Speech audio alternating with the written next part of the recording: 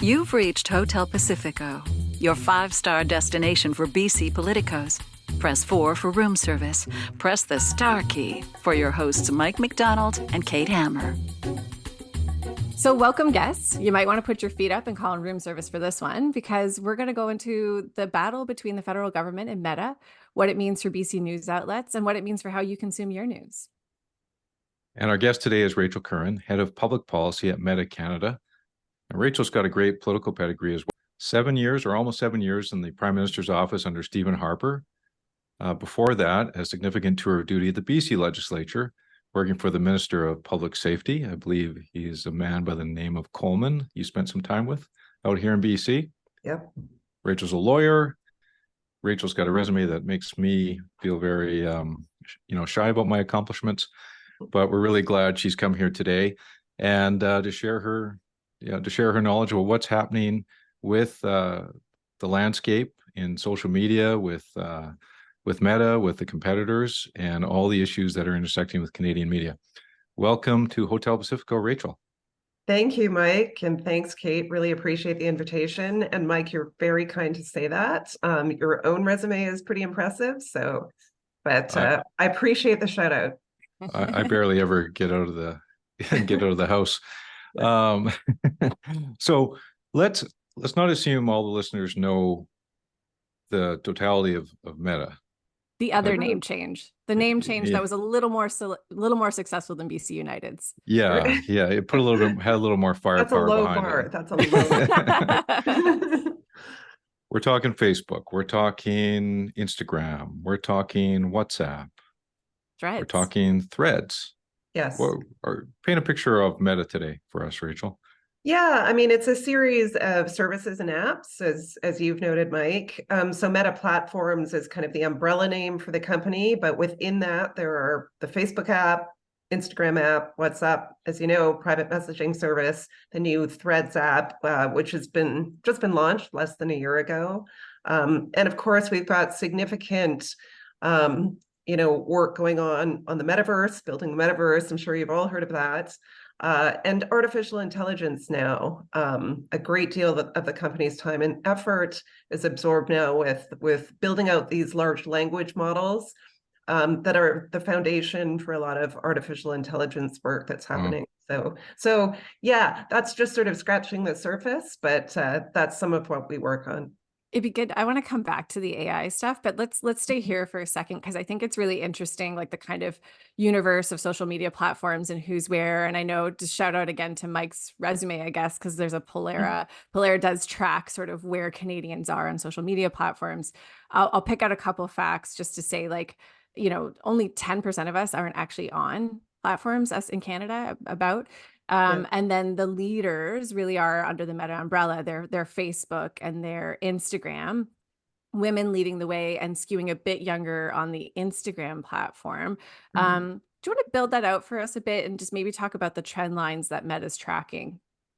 Yeah, I mean, it's hard to say that there's a particular trend line, because so we're operating in a highly competitive environment with respect to every app and service.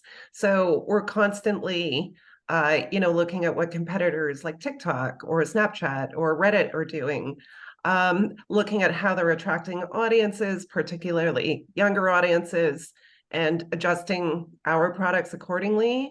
So of course, we're kind of in that competitive back and forth environment all of the time.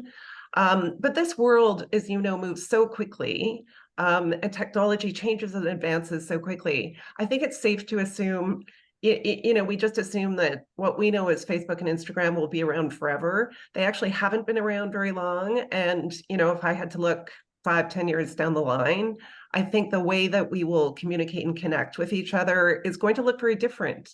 So I wouldn't assume that these are going to be the apps we're using even a few years from now. So we've always got that in the backs of our minds too. And we're sort of building the next iteration of how people will connect with each other, how they'll communicate with each other, and trying to figure out where technology is going and where the population's going. So if there's one kind of constant about this, I'd say we're in constant flux. I was reading a Paul Wells piece in preparation for this interview today, And he made an interesting point that actually when Stephen Harper came into power in 2006, Twitter was just starting. Yeah. I don't think Instagram was even a thing yet. Governments, I think your government, the Harper government, was just starting to put news out on social media. Yeah. As a means of distributing public information. And that's not so long ago, right? So you must have seen in that iteration of your career as a director of policy in the Prime Minister's office, a complete fundamental change in how government is pivoting to communicate. And now fast forward to where you are today, even more so. Yeah, I mean, the media landscape has changed totally. The communications landscape has changed totally. And as you say, Mike, it hasn't been that long. It hasn't even been 10 years. Now, we weren't allowed to have Facebook accounts when we were in the Prime Minister's office. I think they were afraid of what we might post on there. So I didn't actually have an account until, 2015 when I left government. But that was less than a decade ago. And now the landscape for news, for media, for communications has changed like fundamentally. Well, and it's, I'm remembering too, I was actually a grad student in the States when Facebook came out. So I was a really early adopter, and it was it's interesting how the orbit of your connections through social media, were really geographically immediate. Like it started for me, with my colleagues, my fellow students, and then it just expands over time. And it's interesting because I was reflecting on my own Instagram feed now, which seems to be using like sourdough bread recipes to try and lure me into becoming a trad wife and like quitting my job, avoiding everything non-natural, including vaccines, except for hair extensions, baby. It's like, sorry, I paint. Well, what have you been clicking on? I know, I was going to say. Well, like, there's a reason. Don't blame the algorithm, Kate. Content. Look at your own behavior. Jeez. Well, but it's interesting because it's actually a shift from something that is really about me sharing really, I think, predominantly posts about myself or my friends, and then to like sort of having people really distant try and influence sort of, what, or maybe pick up, sure, let's armchair psychologist what I'm clicking on or whatever, but pick up on what I'm putting down and introduce to me something very different. And that's been a real like trend line. Like what's happening with that? What is that shift in terms of what the content is that we're seeing? I'll pick on Instagram for a moment.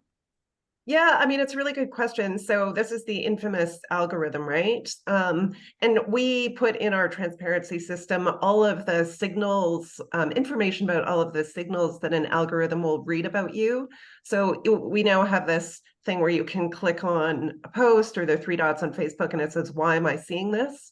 And it will tell you why you're seeing that post or that content and what signals it's reading. But the algorithm does read a whole variety of signals. So it'll look at age, it'll look at geographic location, it'll look at what people like you are looking at. And it's this constant attempt to serve you content that it feels is relevant to you. So it wants to keep you interested. It wants to make your experience on the platform a good one and a useful one. So it's trying to figure out what you're going to find interesting and what you're going to find relevant. So that's what it's trying to serve you. And the algorithms and the way they kind of read signals gets adjusted periodically. It mostly in response to user feedback. So for instance, back in 2018, we got feedback from users that they wanted to see a lot less hard news and a lot less political content. That was probably a reaction to, the 2016 election in the US and the fact that people's feeds were just being flooded with political content, including content from friends and family. And so the algorithm was adjusted at that point to what we call downrank political and civic content, which means it's not going to be pushed up as high in a user's feed. So they're less likely to see it. The content's going to get less views. So adjustments like that, we do make those adjustments public too when they're, significant adjustments. So things will be done like that in response to user feedback, again, to try and serve people content that they enjoy, that doesn't irritate them, that isn't irrelevant to them. So that's kind of the thrust of the algorithm. Well, I wonder if some of what's happening for me, because I actually am someone who went to particularly Instagram for news. Yeah. And I appreciate well, I was thinking about it, I'm, ex-journalist, of course, that's, I'm probably not representative, although the ex-journalist pool is a growing audience, sadly. But I think some of what's happened is a lot of content for me is gone now because that's being blocked. And I wanted to ask you, because we're a couple months in now to Meta blocking online news. Functionally, what is that like for Meta? Is it actually sort of a lot of effort to actually make that possible? And what are you seeing now and what's different on Facebook and Instagram? Yeah, so just as background, we were told by the federal government that they were going to bring a framework into place that was going to require us to compensate news publishers for material that they placed voluntarily on our platforms. So we are very different from Google as a social media service. We don't sort of collect or aggregate news links and news content and serve them to users. We just host content on our platforms that is primarily placed there voluntarily by news publishers. And news publishers place their content there because it expands the size of their audiences. So if they put, a news article on our platforms, they get clicks on it. Those clicks take them then to their websites, and they can monetize those views by getting people to subscribe to, a particular news outlet, or they can run advertising next to that story. And so we had calculated the value of that distribution and marketing service at about $230 million a year. So we believe through our free tools that we're providing to publishers that we're giving this value for free of $230 million. So then we were presented with a demand to pay, somewhere north of $60 million to provide that benefit to publishers. And really, Kate, it just made no commercial sense for us to do that. It was purely a business decision. So we could comply with the legislation by ceasing to make news available on our platforms. And so that's what we chose to do. And look, I'm a news junkie too. My Facebook feed was actually full of news because I was following all the news pages and journalists. And I wish it was still there. Like I regret that I, can't go to my Facebook feed now to read news. And we would never have wanted to end up in this position. And so to your question, did it take a lot of effort to do that? Yes. It took months of product work. It took months of engineering to figure out how to remove news from our platforms. And really the only reason we did that was because of the Online News Act, which would have required us to pay for this content. Yeah. So look, I'm hopeful at some point we can get to a place where, the government says, okay, just put news back up on your platforms. We'll recognize that you're already providing a significant benefit, and we can just go back to the status quo, the way it was before. So I would love to get there. So just going back to something you mentioned a couple of minutes ago about how you're different than Google. Yeah. So Google's done a deal now with the federal government for 100 million. Yeah. I guess that's a year, I assume. And so you see it as apples and oranges between you and Google. It's not necessarily the same thing for Meta. Yeah, we're a very different product, Mike. So again, if you enter a query into Google search, you expect to see news links come up in response to that query. And the way that Google does that is it scrapes the internet for news content and news links, and then it aggregates them in search results for anyone who's entering a query. So news is a really critical part of Google's product. As a search engine, they have to have news in there that people expect to see news. And their competitors, their search engine competitors, also have news in their search results. So, of course, they'd be at a competitive disadvantage if they didn't have news links in their product. Again, it's very different from us. So since we removed news, we've seen no decrease in user engagement, no decrease in ad revenue. And in fact, what we call our integrity metrics have actually improved a little bit because people have, I could talk about that. Integrity metric, yeah.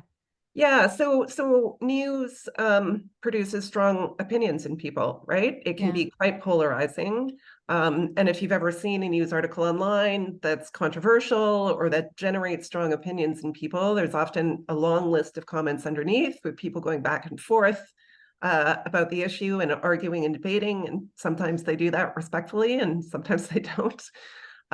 So if you remove that content and content that people argue over from our platform, it actually makes it a nicer and slightly more civilized place to be. So our metrics around harassment, around bullying, around the sort of unpleasant behavior, not illegal behavior, but unpleasant behavior that we track and try and mitigate, those have actually improved a little bit. Well, Yeah. well, I was going to say, as you said a few minutes ago, you're a news junkie. I'm a news junkie. Kate's a news junkie. Yeah. So ideally, there would be news on Facebook and other platforms. Now, I can see as an advertiser myself from time to time for clients, Facebook's outstanding to advertise on. Like you can target, you can pinpoint a message into a small geographic area, you can hit your demographics, and governments used it, political parties use it. There's a reason why they use it. It works, quite frankly. Now, that has sucked a lot of money out of other advertising methods that have been there in the past, mainstream media, but other things as well. So I'm just pointing out for the listeners that there's been an economic consequence on advertising inevitably because a disruptive tool came in, such as Facebook. Now, well, it was the internet. It was the internet. Well, the internet. Right? It was like Fair. Craigslist predated Facebook. Facebook being, yeah, you're right. Facebook being kind of a very emblematic of the successful advertising tool, right? Yeah. And that's life. But obviously, there's a big revenue shortfall. So I know that Meta's created some fellowships in journalism and has tried to demonstrate a commitment to that. But do you see a space where this issue can be landed, where everyone can get on with things? Yeah, that's actually a really good question. So if I take off my Meta hat and go back to kind of, well, you and I, Mike, have both worked in government. I think this is a genuine public policy problem. So good journalism, well-funded journalism, local journalism in particular is really essential, I think, to society and essential to the functioning of a democracy. And so if the business model that certain media outlets relied on in the past, which was, an advertising supported business model, has ceased to function properly, how do we support news in the transition to the new digital reality? And, some outlets are making that transition successfully. There are certainly smaller digital first outlets that are doing very well. But, a number of the mainstream media organizations have struggled to adapt. And it's, how do we make sure that we still have a robust, well-functioning media ecosystem in the absence of this business model that funded it for so long? So I think that is a genuine public policy problem. It's why, we had entered into a number of private deals prior to the Online Use Act to try and support that ecosystem and support smaller publishers in particular. But and Google had done the same thing. The government offers funding through the journalism tax credit and other programs. I think there's still a need, clearly. There's still a gap that needs to be filled.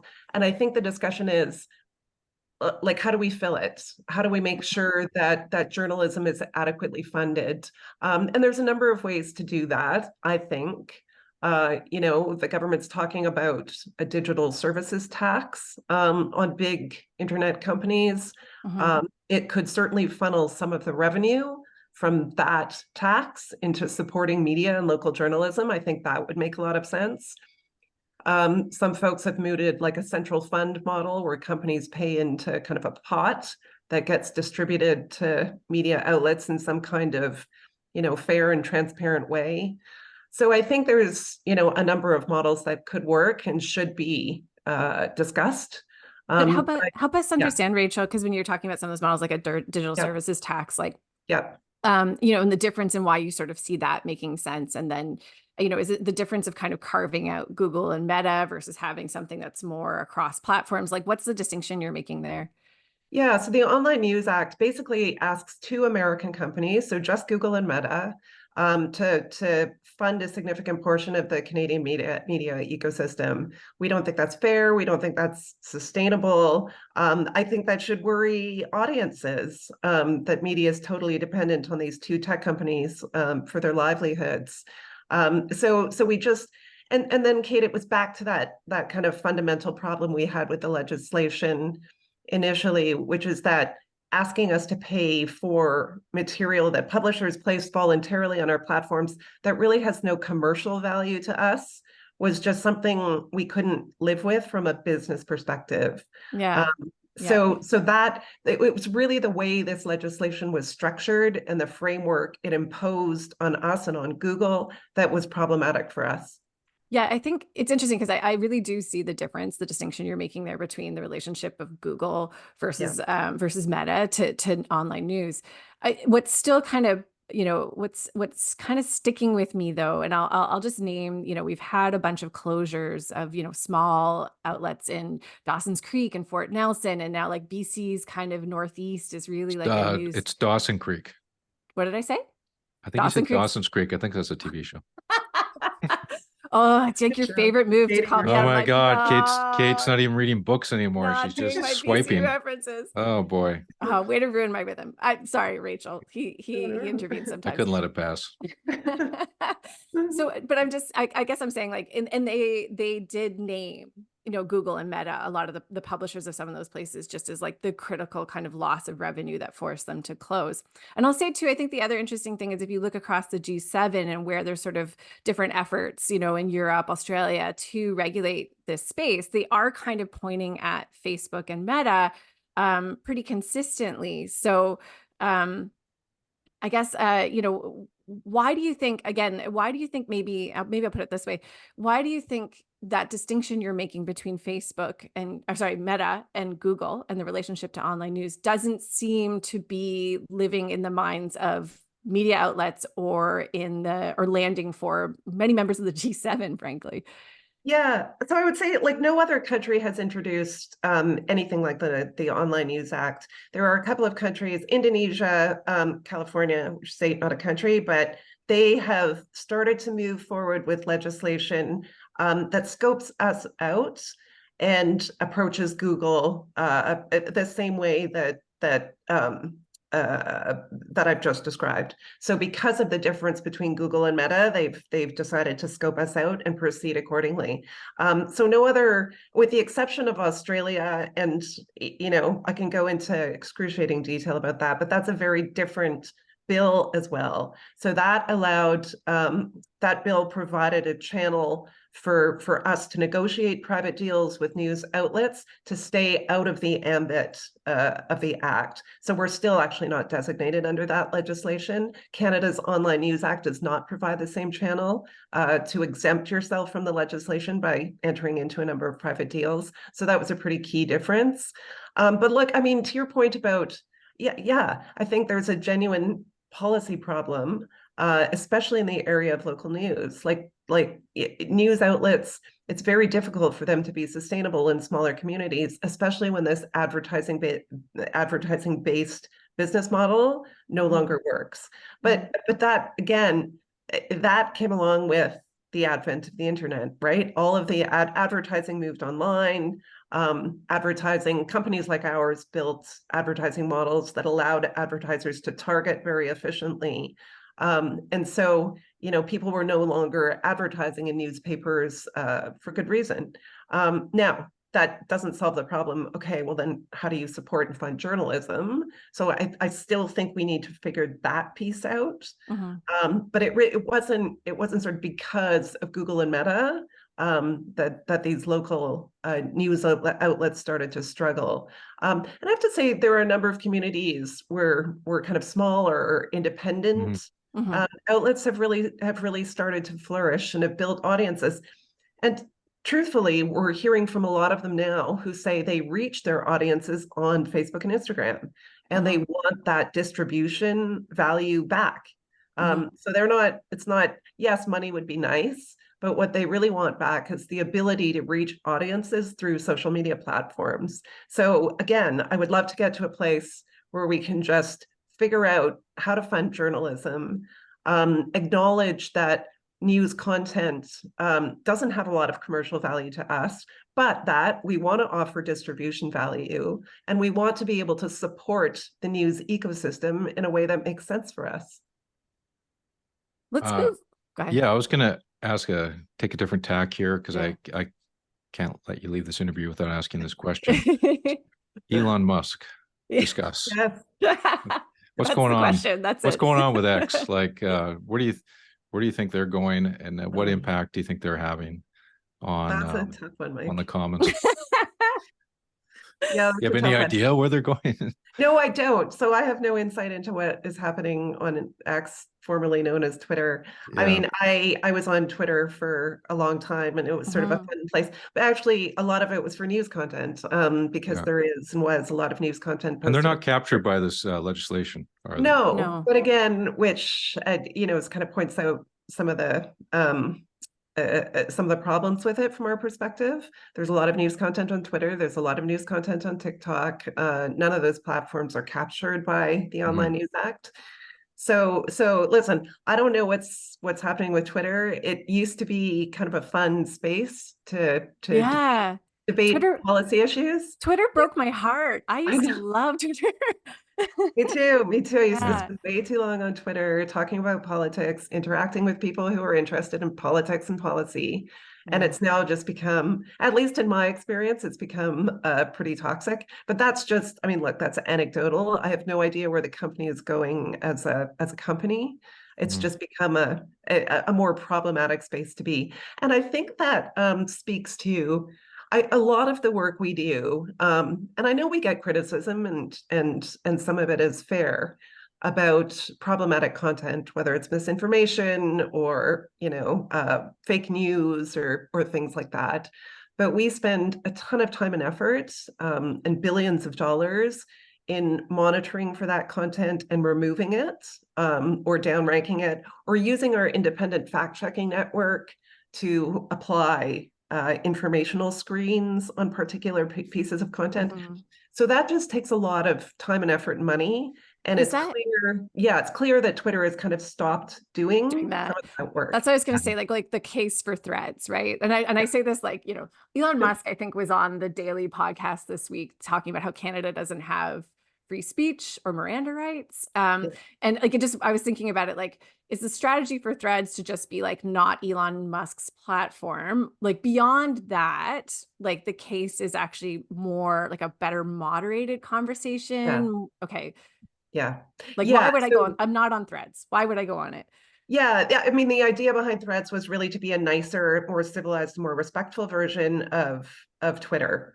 And also to be a place where creators could interact with their audiences, like in a text-based rather than an image-based. Can you promise it won't break my heart though, Rachel? Because I can't do this again. I can't. Like, okay, still recovering. Well, I'm on Threads. I might break your heart. Oh gosh, I wish I could say. Look, there is a lot of energy going into moderation and trying to mitigate people's bad behavior. Yeah. Is it perfect? No, I don't think it'll ever be perfect.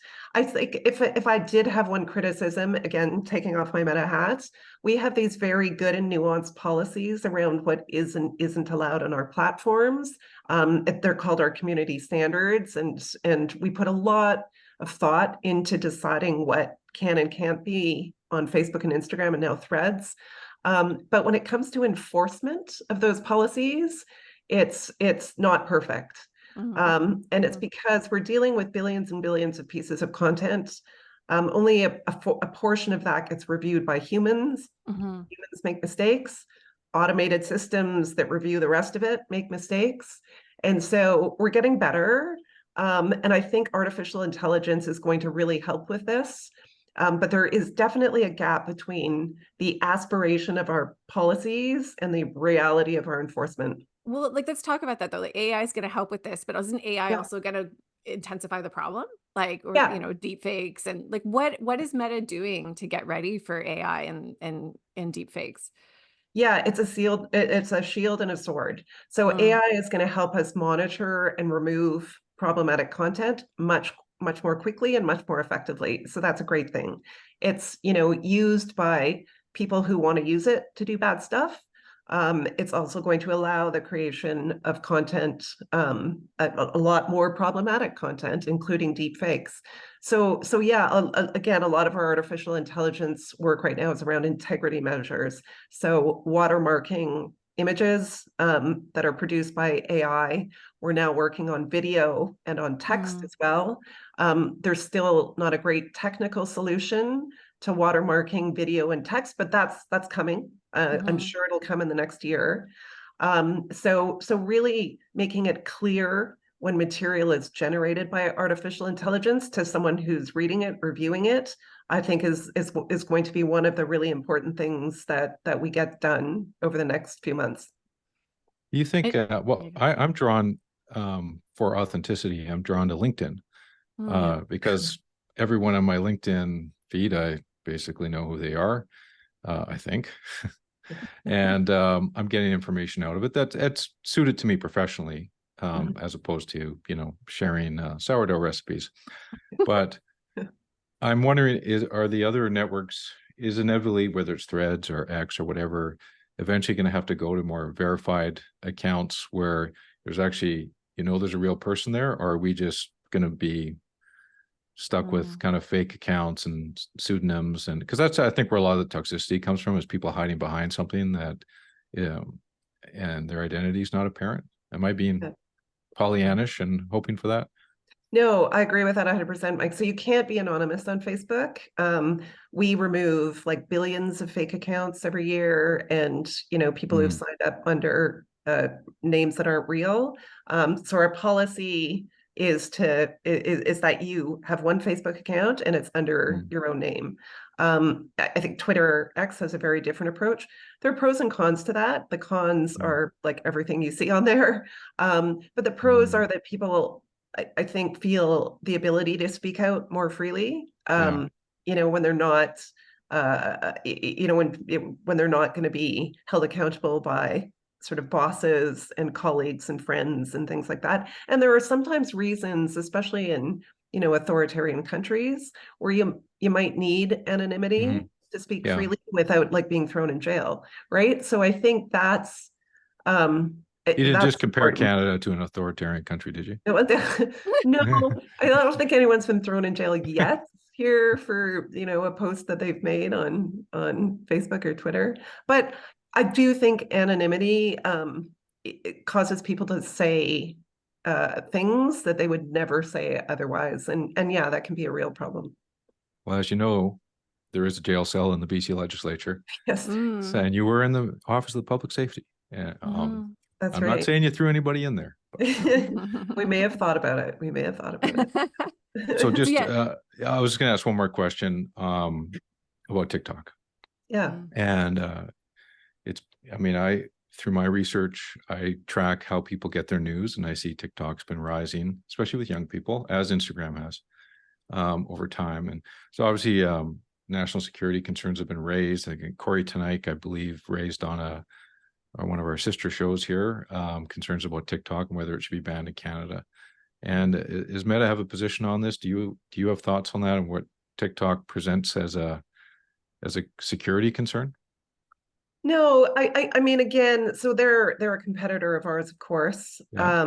I don't know. Like I couldn't tell you what they share with foreign governments, including the government in China. I believe government officials have expressed concern about that, and have taken actions accordingly. There's a reason that we don't do business in certain countries, including China, because we're not willing to live with the requirements that come along with that. But I have no personal knowledge of whether or what TikTok is sharing. I will say they are doing one thing very well, and they're doing it better than us at the moment, and we're trying to catch up. And that's, short form video content that's very relevant and engaging for their users. So they're kind of at the top of that game.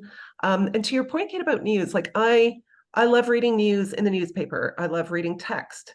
We're now like a small minority of the population. People, our users want to see short form video content. Yeah. And a lot of times that's how they want to get their news about current events and what's going on. Yeah. So increasingly time spent on Facebook is time spent watching video content. Reels. Yeah. Yeah. And reels on Instagram. Yeah. And that is really the format that is much more popular with new users now, rather than text. Yeah. Yeah. Which is funny because I have to say it points out how odd I am, because on Instagram I followed a ton of news orgs and I would read the captions and then some proportion of links. Like I appreciate I'm not in line with the trends on this one. Yeah. And I also kind of like, I just go back. I don't know if you can do anything about this, Rachel, but I would like no more trad wife content, please. If you can help me with that. Like I'm not going to quit my job and have a ton of babies. It's just not going to happen. Yeah. I can give you some product tips on how to avoid that content. Yes. Thank you. Thank you. I do want to let's take a quick minute, because I just, I appreciate you're from BC originally. Yeah. I'm born and raised in Victoria. In Victoria. Okay. Yep. Yeah, because it's interesting. Like I love that transition so many political staffers do, right? Like having that provincial experience and then going to Ottawa. And I'm just curious from your perspective, what that transition was like and how you felt Ottawa at the time, understood, and maybe if you have reflections on now, but how well Ottawa kind of understood BC. Yeah, they don't. And in fairness, there's not a lot of thought in BC put to what Ottawa is doing either, right? Like the Rocky Mountains are really more than like a physical divide. It's a real cultural and psychological divide as well. So working in BC, I hardly gave a second thought to what was going on in Ottawa. Of course, we would have federal, provincial, territorial, summits occasionally. So you travel to meet your counterparts in other provinces, including a representative from the federal government. But they honestly seemed so distant and so kind of irrelevant to what was happening in the province. And so it was very interesting to go to Ottawa and see the other side of that. And they don't, certainly the public service at the federal level is very central Canada based. They don't have a great understanding of how the West works, what's happening out there. That includes the prairies as well as BC. There's a real disconnect. And, I'm really glad I had the experience in both governments. I have to say working provincially was a real treat, because the civil service in British Columbia is just, in my experience, was just so excellent. And working with them directly on things that impacted people on the ground. The provincial governments deal with healthcare and education and policing and stuff that impacts people's day-to-day lives, right? The federal government is certainly, it's more distant. Bureaucracy is much bigger. It's more difficult to develop, direct, close relationships with civil servants that you're working with. So it's a very different atmosphere. And I think there is a disconnect still. Well, bringing it back just really quickly to your fantastic resume, I'm curious if you'd ever contemplate running. Oh, gosh. Well, I always tell other people to run because I want good people to put their names forward. And Mike, if you're still interested in politics, think about it. I won't join any legislature that would have me as a member. Yeah. That's very funny. Mike, you'd be excellent. No, look, I think I always say to other people, the system doesn't work unless good people put their names forward. And you're not going to get wealthy doing politics in Canada. We're different from almost everywhere else in the world in that respect. So it's a genuine public service. Yes, you're paid fairly, but you're not going to get rich. And so people do it largely for the right reasons in Canada, which is a great feature of our system. Whether they're entering politics municipally or provincially or federally, they're there because they want to make life better or make the country a better place for, Canadians. And we have very different ideas about how to accomplish that, often across parties, but by and large, people are there for the right reasons. So look, if there was an opportunity, sure, because I tell people all the time, put your name on the ballot. So you got to practice what you preach. Well, I think it looks like you've got a potential to run Ottawa, Calgary, or Victoria by the sounds of it. So you've got you're a triple threat. Yeah. Thanks, Mike. I'll let the candidate search committee make them aware of your interest. Anyways, Rachel, thank you so much for joining us today at Hotel Pacifico. It was a fascinating discussion. I learned a ton, and I think our listeners will appreciate the insights you shared. Great. Thanks so much, Mike. And thanks, Kate. It was a really fun discussion. So it's the time of year when my family begins firing up our favorite holiday movies. We love all the classics: Elf, National Lampoon's Christmas Vacation, and above all, Home Alone. Kevin McAllister is my kids' hero. So much so that I even got them to sit through the 1993 version of The Nutcracker with Macaulay Culkin and the New York City Ballet. I think what sealed Kevin McAllister as their hero is the scene when he scares away Marv using the audio of an old mobster movie, Angels with Filthy Souls, and a steel pot full of fireworks. I'm gonna give ya to the count of 10 to get your ugly, yella, no good keister off my property before I pump your guts full of lead. 1, 2, 10. It's classic. And guess, I hope you've all got something lined up for yourselves that you're looking forward to over the holidays. Because I know it's been a hard year for many of us, and I know I don't have to tell any of you politicos that life is feeling pretty unaffordable these days. If you're in a position to give back in some way this season, please do. There are so many great charities and nonprofits that are struggling to keep up with need. If you're not in a position to give, that's okay too. And if maybe you're looking for a way to give that's manageable but meaningful, let me tell you about TELUS's Change for Good program.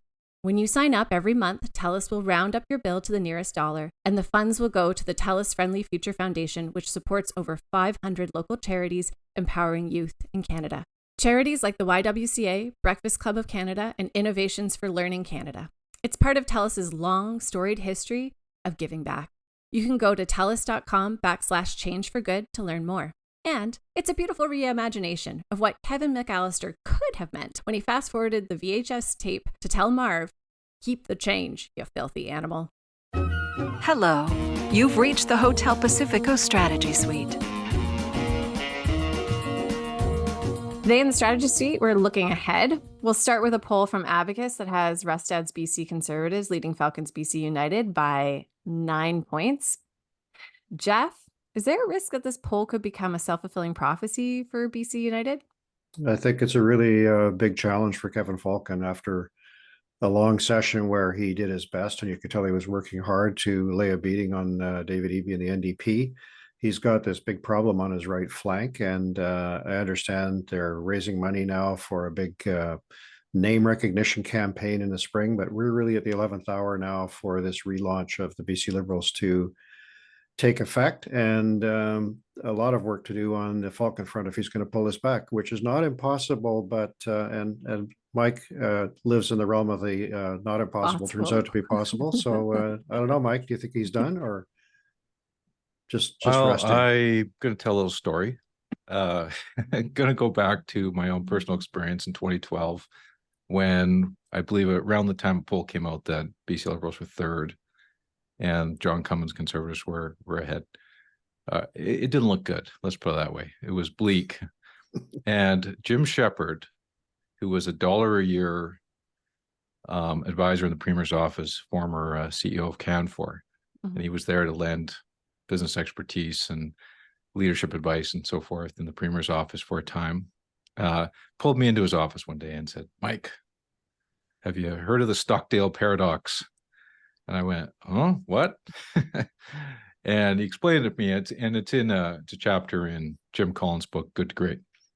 And the point of it is that Admiral Stockdale, who actually ended up running for vice president in 1992, he was a prisoner of war in the Vietnam prison camp for 8 years.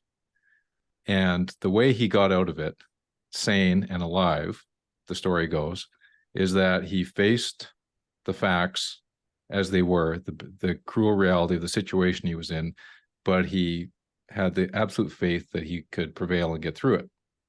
And what Jim was telling me that day was like, are you facing the facts are you facing reality? Because it doesn't look good.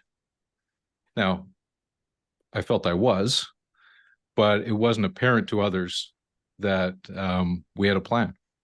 And the point I'm saying this story today to the BC United people is that, yes, if you haven't already, you need to face the cruel and bitter facts that are before you of what these poll numbers mean. Not just, sure, poll numbers are poll numbers and they can go up or down, but they will have a psychological impact on supporters, and supporters need to be led through it.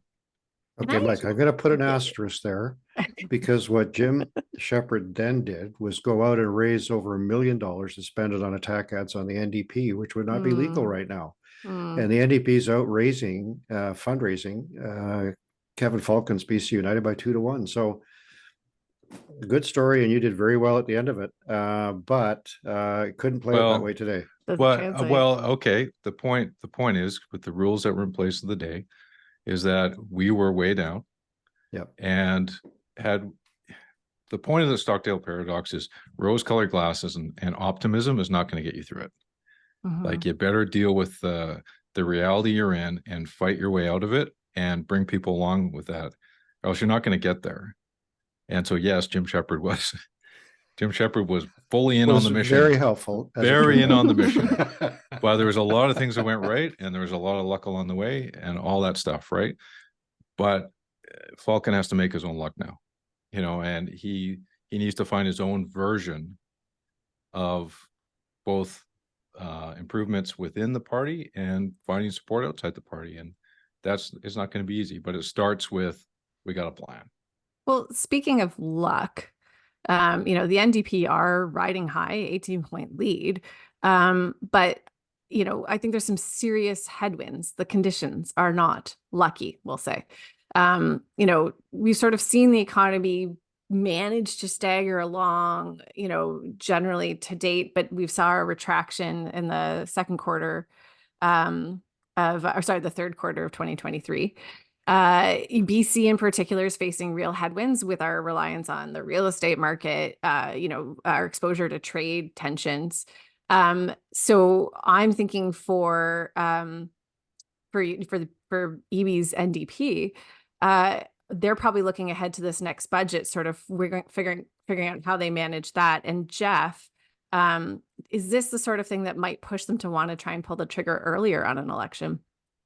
Well, EB's been as emphatic about that issue as almost anything else, that he won't do that. But they still have to have a budget. There's no possibility of an election before the budget in any case, in my view. So, you can never say never, but he's been very, very clear about that. I think also the economic with his own rose-colored glasses, Geoff, because I think didn't he the other day round down the election's just 6 months away. Everyone's like, no, it's 10. Yeah, and once the election begins, no one will worry too much about what he said. They'll worry about how they're going to vote. But I do think the economic fundamentals are pretty good, and they came through a really, really tough session with a ton of legislation, and his approval ratings continue to be really solid. So it's hard to see a cloud on the horizon except for the economy. I agree with you; it's a problematic one for sure. Well, let's talk about. Go ahead. Well, I was just going to jump on that. I mean, I think if you ask the question, haven't asked it lately in a poll, but if you ask the question today, are you optimistic or pessimistic about the economy? You probably get pessimism. Yeah. Which is not usually a good place for government to be in. The other question you'd ask, is it time for change? And that one, there's not a lot of heat behind that. Federally, there is. Federally, time for a change is through the roof. But provincially, not so much. Now, EB, 44% of the polls, that's about, in a two-way race, that's probably still good for government. It's not a two-way race, it's a three-way race right now, and he's got a huge lead. If these poll numbers were frozen for the election and this is the way it turned out, he's probably north of 70 seats. But as it is, it's not like people are out of control, love affair with the NDP. They're not. They're holding their own. They're, for a government of its age, going back to 2017, doing pretty good. I think most governments will take holding their own and aren't looking for a love affair. Yeah, exactly. Mike. I mean, come on. Exactly. But I mean, don't let 18 points fool you that it's, NDP popularity. It's split opposition is the real issue here. This is the real issue. Well, let's take a minute to talking about the opposition. I just want to talk about the Greens for a second. They're kind of still stuck around 9. And it's interesting. It stands out to me because there was another by-election in Ontario. Kitchener now has two Green representatives, their MP and their MPP, Kitchener Centre. So I pick it up because I think there are some signs elsewhere of sort of growth and potential for the Greens that just doesn't seem to exist here in BC. What's going on with them, Geoff? Not much. And it's, Adam Olsen doing stalwart service in the House, carrying a lot of the debate for the Greens and harshly critical of the NDP from time to time. He's been the leader twice already in his career of the Green Party.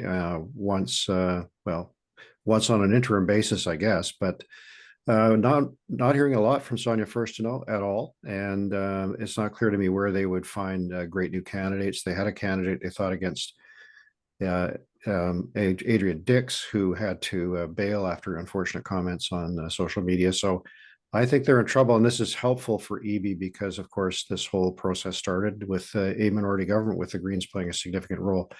They are really trailing, and so that's helpful for the NDP and means that environmental issues that might be distracting otherwise are probably going to be less so. That's my view. Well, the Greens, they do have a brand that people identify with in terms of knowing what it means, or they can fill in for themselves what they think it means. Yeah. So it's an off-ramp for protest voters. In 2017, there was not an insignificant amount of BC Liberals that voted Green because they didn't want to vote NDP, but they're mad at BC Liberals, just enough to make it hurt. So Greens could, if things get a little soft on the NDP side, there might be some spillover. Spillover could happen from federal Liberals going over to Green. Who knows? But I wouldn't say they have momentum. I think they're just a parking lot that's there if circumstances warrant. But I think they could be more than a parking lot. And I think some of that is, if you look at and Kitchener is a really interesting riding in Ontario. And I'll just say it's sort of it's one of those places that kind of grew into becoming a suburb of Toronto and has a lot of kind of millennials and younger who moved out there because they couldn't afford Toronto anymore. And I think it's really telling that that's where you're seeing the growth. And I think that might be some of the distinction between the BC Greens and the Ontario Greens is they're really leaning into conversations that appeal to sort of younger millennial voters about climate, but also about densification and bike lanes and things that actually... Sorry, which side of densification are they on? Pro. Because in Vancouver, they're the anti-density. I know. Yeah. And so I want to, this also relates, I think, to another observation I think you shared, Mike, which was Dylan Kruger on X, right? The Delta City councillor sort of coming out in a more pro-density position. And I think I want to ask the question, if we're going to see particularly this housing issue divide a little bit more along generational lines than historically it has along political lines. I think there is an interesting generational difference there, and Dylan was out on X complimenting Minister Kahlon for Bill 44, which invited a terse response from BC United, who had just been duking it out in the legislature, where the legislation had been rammed through without ample debate. And I would say they're both right. Dylan's sticking up for his generation, sticking up for what he believes are actions that are needed to deal with housing that is acutely felt by people under the age of 40. And the opposition is in siege mentality, dealing in these things as it happens in the House. Because they really were. It really was unprecedented legislation jammed through that's going to impact OCPs and municipal zoning in a way no one ever contemplated. So. But it just goes to show the fault lines that are there, that maybe things are shifting in terms of where young people see their home, where older people are going to see their homes too. Because I think there's some old NDPers that aren't happy about the way these changes are happening with government as well. So how all this is going to shake out, I'm not exactly sure. Well, I think New Democrats are more comfortable than I might have thought they would be sitting here with the response they're getting from municipal leaders, and they're comfortable with exactly the sort of Dylan Kruger response. They feel strongly that showing all this activity on that side of the equation will be fine. And they're hearing apparently good things from some mayors, although some mayors are quite angry. They're not going to be able to create a movement against this housing policy, which, by the way, isn't finished yet. Ravi Kalan's still got some more work to do in the spring. Yeah, but on that though, Geoff, I mean, we talked about, I think we referenced this mayor last week, Eric Woodward from Langley. Yeah. He was out yesterday saying that they're going to go revisit a number of their plans in their community now with this legislation, because they'd already greenlit a whole bunch of new housing, and now they're saying, well, now we got to go back and talk to people about it because this legislation, it's almost like it's a backward move. Well, that's maybe they should go and revisit it if it was all single family homes. You know, the Zoom shot or the drone shots I saw on Global last night were all single family homes, but they were a township of Langley. And, you know, we'll see what's coming up in Vancouver, where they're now doing some charter changes. There's been a tight relationship between Ken Sim and Ravi Kalan. We haven't heard from Surrey critical of this stuff at all, which is another major voting base. So presumably the mayor of Surrey, who's angry with Mike Farnworth, is going to be okay with the housing. She hasn't said otherwise. Well, it's ironic, and not casting any judgment on this, but it's ironic if I go back in my time machine. Gordon Campbell was the quote unquote developers mayor, and that was the tag from the lefties, that he was in the pocket of the developers, and they carried it through to him as into provincial politics. But there is no more developers premier than this premier. Like, he has listened to the industry, and he is enabling new supply like no government has ever enabled. So the alliances have shifted. The context has shifted too. Yeah. I think they're calling the developer sector's bluff though. And I'm interested to see how it plays out as well. I mean, we've heard for years that if it wasn't for these public hearings or this, that, or the other thing, or the extortion of community amenity contributions and so on, we would be living in housing nirvana here.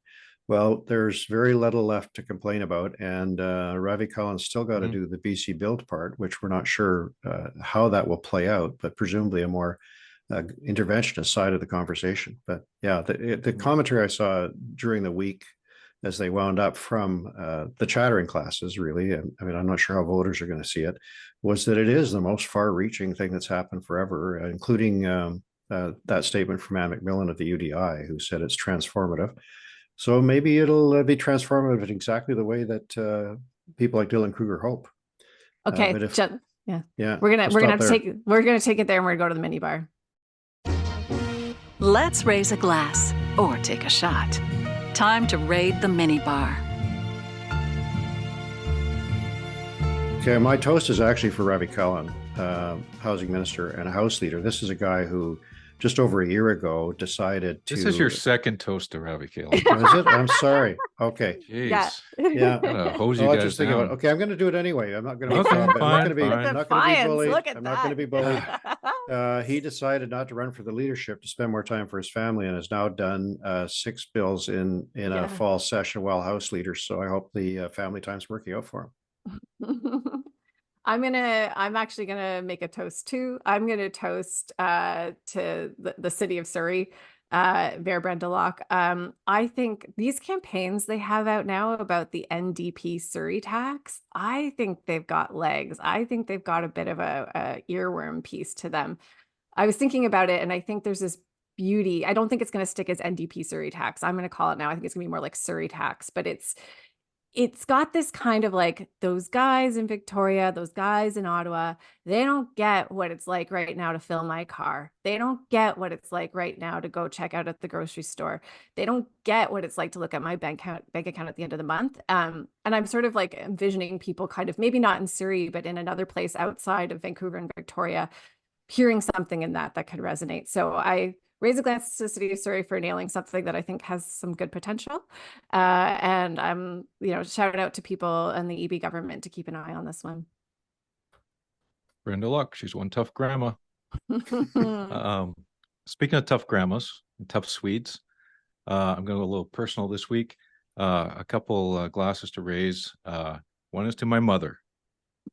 Because after 21 years, she's moving into a assisted living facility in Burnaby at the age of 91. I made sure that the facility is the Swedish home, it's called, is in a swing riding, federally anyways. Used to Oh, be a swing riding provincially. They got a bit of work to do, but I have her strategically placed, and I will ensure the mayor of Burnaby is also aware of that.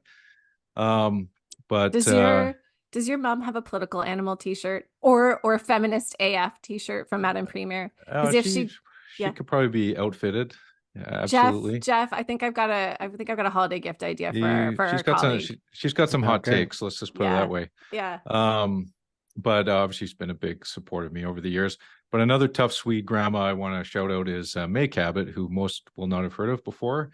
But May was the first candidate I've ever worked for in a political campaign back in the 1980s, and was a real mentor to me. She just turned 93 this week, and her daughter is the mayor of Whitehorse. So the politics runs in the family, in the Cabot family, and it's been a big influence on me. So this week, 2 tough Swedes, raise a glass.